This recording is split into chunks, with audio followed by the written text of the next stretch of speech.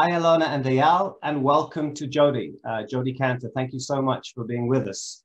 Jody, of course, is a veteran correspondent at the New York Times, and together with your colleague, Megan Toohey, in 2017, you at the New York Times broke the story of Harvey Weinstein's decades of sexual harassment and assault. That first story in October 2017 headlined, "Harvey Weinstein paid off sexual harassment accusers for decades." It led ultimately to Weinstein's conviction a little over a year ago and a jail sentence of 23 years. And your reporting on Weinstein, it is widely thought, changed America, indeed prompted a worldwide reckoning. I know you have a bit of an Israel connection too. We should mention that. You were here as a Dorot Fellow way back in 96, 97. You even speak a little Hebrew. So again, thank you for joining us. And we want to talk in this conversation a little about the mechanics of investigative journalism, how you got that story and brought it to publication, interacted with your editors, the legal and other pressures you faced, and the fallout, and maybe some lessons that we could all learn. So again, welcome. And let me ask you first of all, when you started work on this story, really two things. How did you get going? And did you realize quite early on that this was potentially momentous and really would prompt some immense fallout? Sure. להתחיל, רציתי להגיד שלום מברוקלין. יש לנו שפה משותפת, וגם יש צד מוזר ישראלי לסיפור ויינסטין. אין לי הזדמנות לתרגל עברית פה בברוקלין, ואני כל כך לא כותבת על מזרח התיכון לניו יורק טיימס, אבל אני מאוד שמחה להיות איתכם לדבר על הכוח של עיתונות, אבל עכשיו נחזור באנגלית, כי אני מתביישת בגלל המבטא שלי והשגיאות, ואני גם רוצה להיות מדויקת במילים שלי, אבל תודה לכם for including me in something really special that you're doing.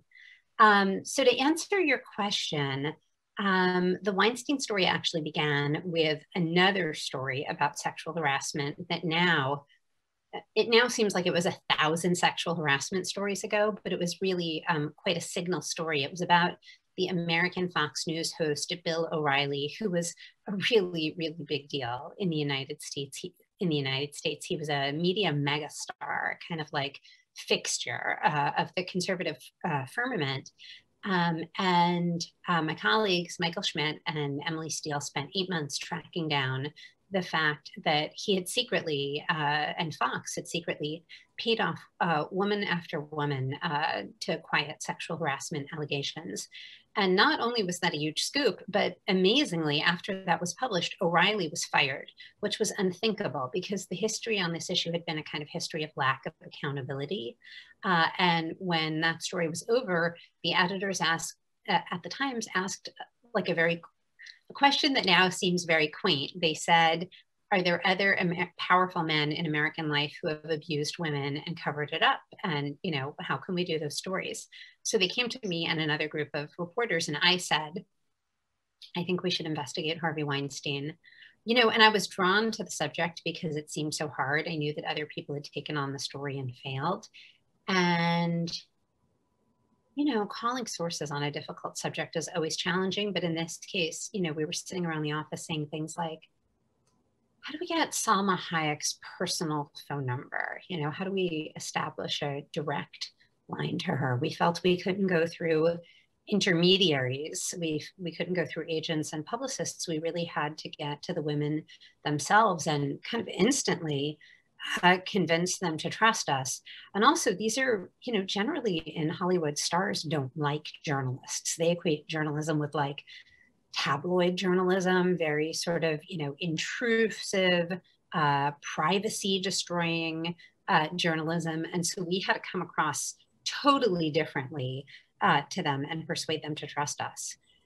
Did I have a clue? I, of course, had no idea that what the consequences of this kind of reporting could be. I think one of the part of the magic of investigative journalism is that you can never really tell what impact a story will have. It's when that information lives freely in society and people are allowed to react to the truth, then you can finally, you can finally see the sort of chemistry that results in impact. However, I did feel that there was kind of the potential for a special reaction, because when I looked at these movie stars, I felt like we grew up with these women. We feel that we know them. They are familiar characters in our own lives. And the screen is where we learn so much. These are the women who they were the authors of our idea of femininity, of what it means to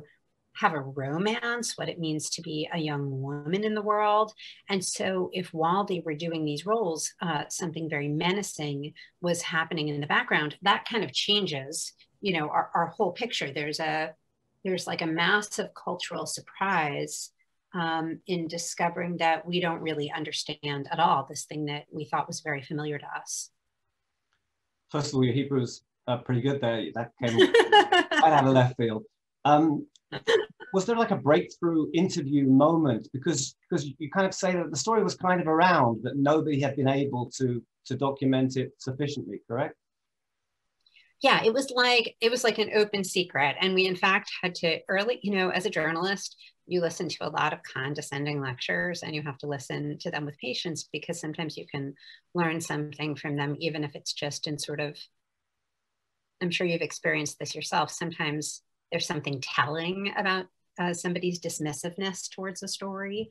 And in this case, we had to sit around and listen to these condescending lectures from Hollywood executives who were like, oh, Jody, oh, Megan, the casting couch is just part of Hollywood. It's intrinsic to the business. There are these male producers. There's an endless supply of gorgeous young female talent. It's a very unfortunate part of our industry, but it's been there since the beginning, and it's just intrinsic, and it's never going to change.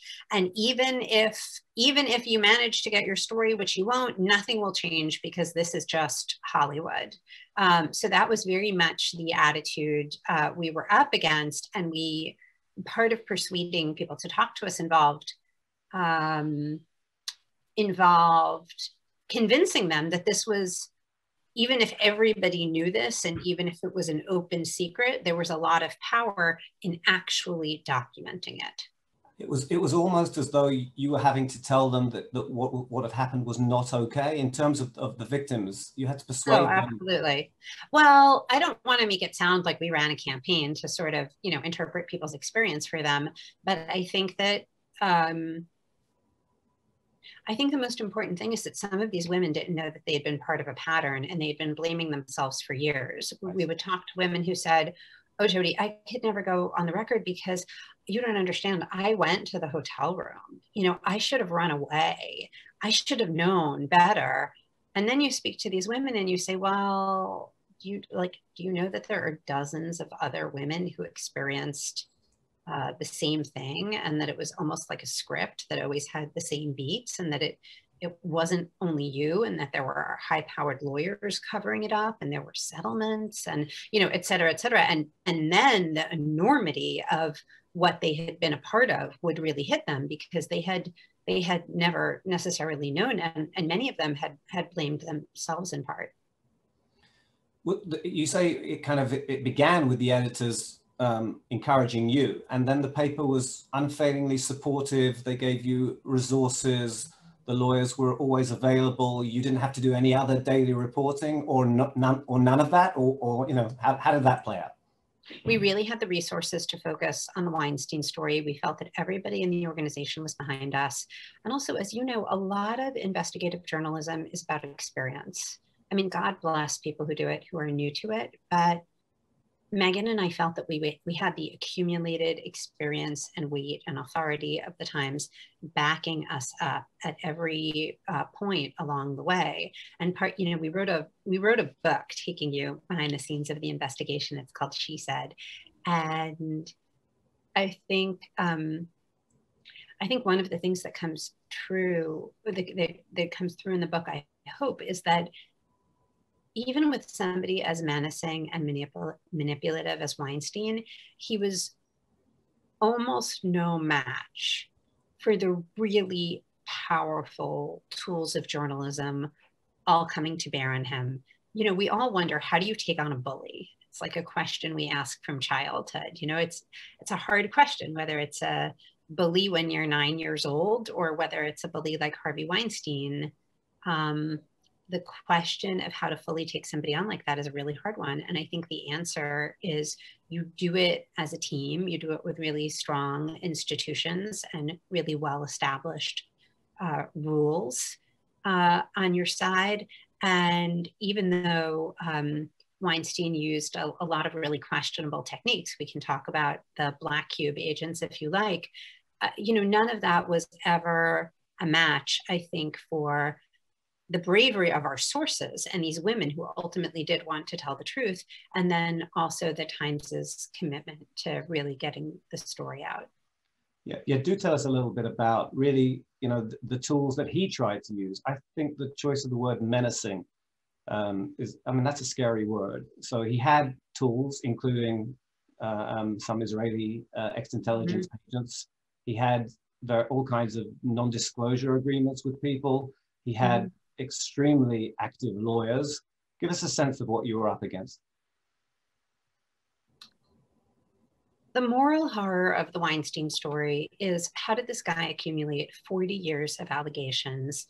And all along the way, many powerful people, most powerful people who knew about it, instead of helping the women, they decided to help Weinstein. Why is that? You know, why did he have so much help? Why did he almost seem to acquire more and more help as he went along? And that, to me, has always been, you know, part of the heart of the story. And look, I'm the grandchild of Holocaust survivors. The question of, I think it's just a question that infuses investigative journalism. Why did people choose to go along? Why do they even help? You know, when they know that something very seriously is wrong. And so there's a whole spectrum. You know, you can talk about the Hollywood agents who repeatedly sent women into these hotel rooms for years and years and years, even though the women were coming back and reporting to Hollywood's most powerful agents what was going on. You can talk about the lawyers like David Boies and Lisa Bloom, who had, you know, a pretty clear sense of the allegations and chose to side with Weinstein and to help him in pretty dramatic ways. You know, or you can talk about the kind of Black Cube techniques. I think the story is pretty well known in Israel at this point, which is that Weinstein hired Black Cube to try to help him. And Black Cube used really questionable tactics. You know, and to be clear, for a journalist like me, dealing with like a private investigator who's gonna, you know, look at you on the internet, that's no big deal. I mean, it's a little unsavory, but that stuff is basically legal. Black Cube crossed the line because they engaged in actively deceptive practices. Like, for example, they sent this agent to try to dupe me into, you know, she sort of dangled this like money-making proposition in front of me. She really had some chutzpah because she posed as a women's rights advocate in order to try to get me to talk. You know, I brushed her off because there was something like not right about her email. And I was also like, I was so busy with the Weinstein investigation that summer. I also had a 2-year-old at that point in the house. And I was like, I don't have time to meet this, you know, random woman for coffee. So in some sense, my 2-year-old saved me from Black Cube. And I also knew, you know, the Times has really strict, another thing I should mention, because this is very relevant to your project, the Times has really strict ethical rules.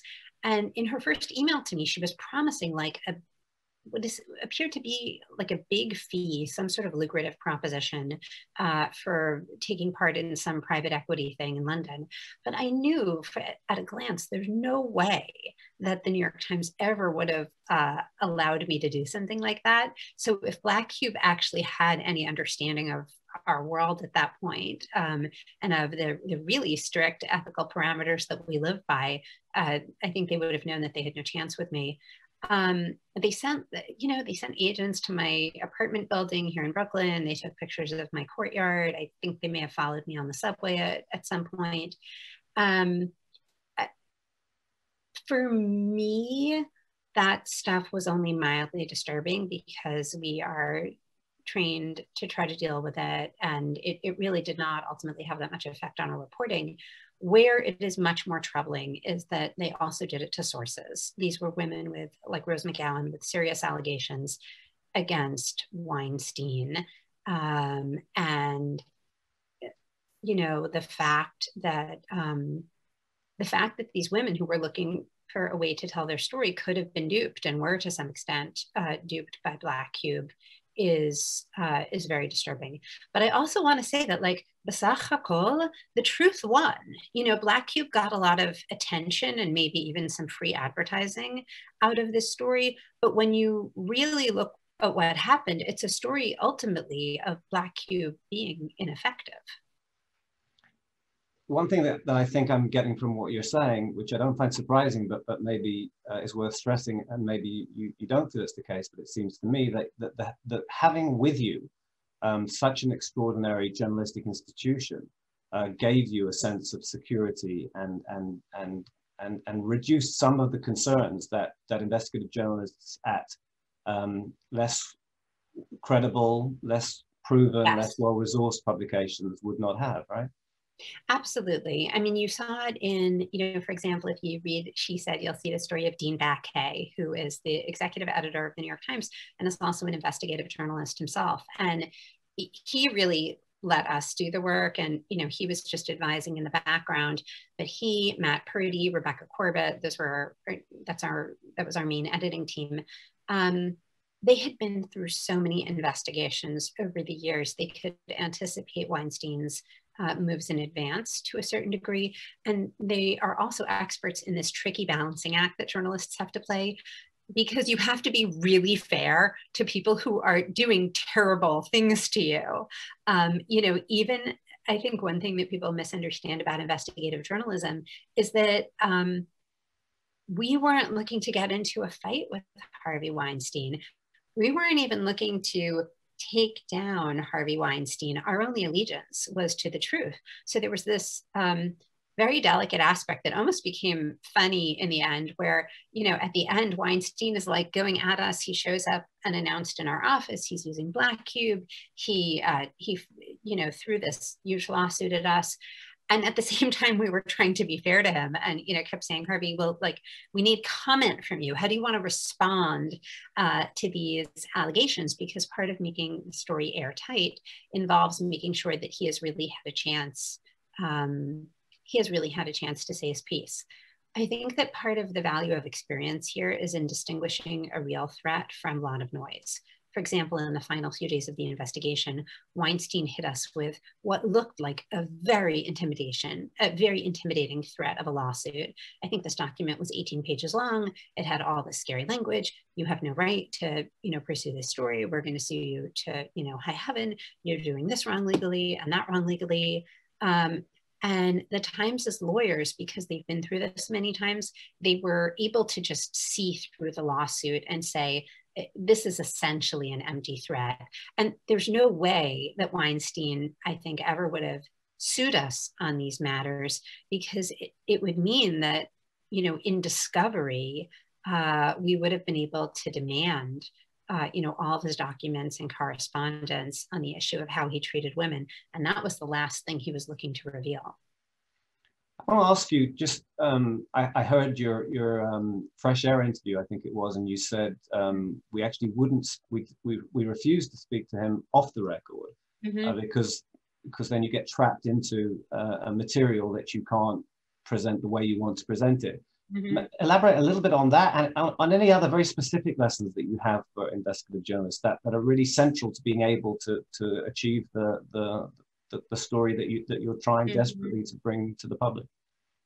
So part of the reason we didn't want to speak to him off the record is that when you look, we speak to people off the record all the time. It's obviously very important. It can establish a lot of trust, but as a journalist, it makes you a little bit vulnerable because you can be lied to. part of the way we hold people accountable is that we have the power to put things into print. We can say, okay, if you want to make that assertion, I'm going to show the rest of the world that assertion, and everybody's going to be able to inspect it. And it really needs to hold up in the light of day. And when you let someone speak to you off the record, you essentially give away the biggest power you have, which is to show the world your material. And so on the whole, there was, if you read the book, you'll see one special instance where we let him speak to us off the record. But then when we wrote the book, we got the whole interaction on the record because we wanted to really show people, look what they were trying to do to influence the story. It was essentially an example of them trying to smear the women off the record. I think the biggest lesson I have to share with other people in terms of investigative journalism, and I mean this if you're a journalist yourself, if you're thinking of supporting investigative journalism, or if you're just a consumer and a reader of investigative journalism, is that you don't know until you know. You don't know until you know. I mean, even though there were many rumors about Weinstein, this news was ultimately very shocking. It was shocking, the scale of it, the ubiquity of it, the fact that he appears to have menaced more than one generation of actresses, as well as his own employees. The fact that these were some of the most powerful and admired women in the world who were actually his victims. And then I think the biggest shock of all was what happened once Me Too went global and we started to hear these stories from every segment of society in every country, regardless of religion, economic situation, different cultural backgrounds. And I think even for those of us who prided ourselves on, sort of knowing what was going on with women, the truth was none of us had any idea of the extent of it. It was impossible to fathom how common this was until people really started coming out with their stories. And so I think the biggest lesson of all is just, you cannot assume, you cannot assume that our assessment of people and situations is correct and until you've got real proof and documentation. Okay, Jody, we've run out of time. I have many more questions, so maybe we'll do a follow-up one day. Congratulations on your work, and thank you so much for your time today. Thank you. It's wonderful to be with you. Thank you.